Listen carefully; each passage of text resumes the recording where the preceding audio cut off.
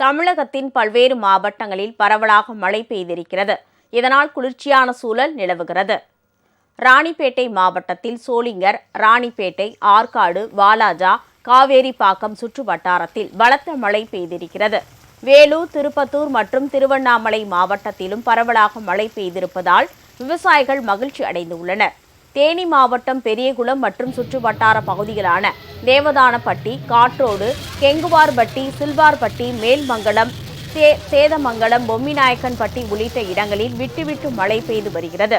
பெரியகுளம் சுற்றுவட்டாரத்தில் அறுவடைக்கு நெல் பயிர்கள் தயாராக உள்ள நிலையில் இப்போது பெய்யும் மழையால் விவசாயிகள் கலக்கமடைந்துள்ளனர். திருவாரூர் மாவட்டத்தில் நேற்று இரவு முதல் விட்டுவிட்டு மழை பெய்து வருகிறது. நன்னிலம், அச்சுதம்பேட்டை, திருக்கண்டீஸ்வரம், வடக்குடி, குப்பம், நெம்மேலி உள்ளிட்ட பல்வேறு கிராமங்களில் அறுவடைக்கு தயாராக இருந்த 500 ஏக்கர் நெற்பயிர்கள் மழை காரணமாக சாய்ந்து உள்ளன.